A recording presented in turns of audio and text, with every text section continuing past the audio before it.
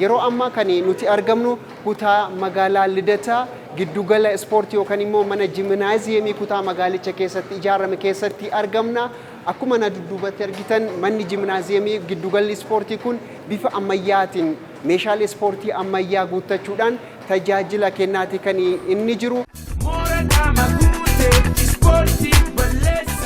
Bu'uuraaleen misoomaa ispoortii keessumaayyuu manneen jiimnaaziyemii waajjiraalee mootummaa keessatti akka kanaa ijaaramuun isaanii hojjetaa fayyaa buleessa yookaan immoo hojii isaa irratti bu'aa qabeessa ta'e oomishuu keessatti faayidaa maalii qaba kan jedhu isaan gaafannaa turtii isaa waliin taasisna nu duuka bu'a.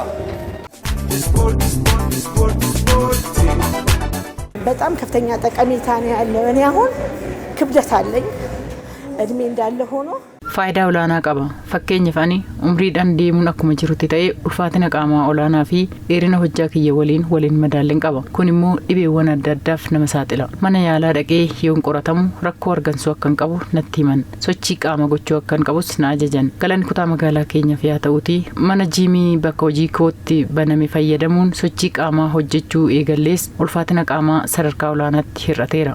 Faayidaan hojjetaa mootummaaf qabu tokkoffaan hojii hojjetee xumuree gaafa bahu riifrees gochuudhaaf qaama isaa akka inni fleeks hiikamuu fi faayidaa guddaa qaba. Lammaffaan immoo gaafa hojjennu fayyummaa keenyaaf baay'ee advaanteejii guddaa qaba jechuudha.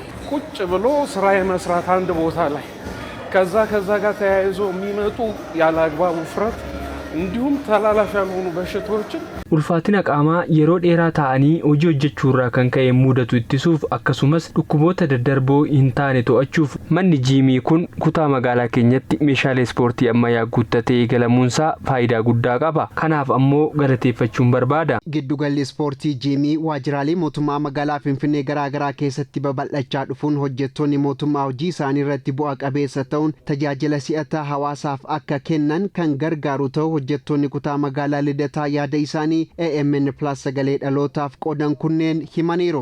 ለስራ ደግሞ ብቁ ነው የሚያደርግ Ispoortii kana hojjechuun hojii irratti bu'aa qabeessa nama taasisa. Namni jalqaba yoo sammuu fi qaama fayyaa qabu horate tajaajila si'ataa ta'e hawaasaaf ni kenna jechuudha. Kanaafuu hojjetaan mootummaa hundi ispoortii osoo hojjeteen jedha. ጤናማ ሰራተኛ ደግሞ ጤናማ የሆነ አገልግሎት ነው የሚሰጠው ለማህበረሰቡ።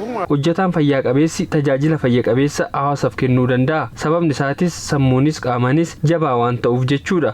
Hojjetaan mootummaa giddugala ispoortii jiimii kutaa magaalaa Lidataatti tajaajila ispoortii argachuuf dhufu ulfaatina qaamaa fi haala garaagaraa irratti kan argamudha kan jedhan leenjisaan giddugalichaa obbo Ashabbir Ma'araguun hojjetaa mootummaa tajaajila barbaadu hundumaaf akka ulfaatina qaama inni qabuu fi haala fayyaa irratti argamu giddugaleeffachuun leenjii karaa saayinsii waan deeggarame kan kennamuuf ta'uu ibsaniiru.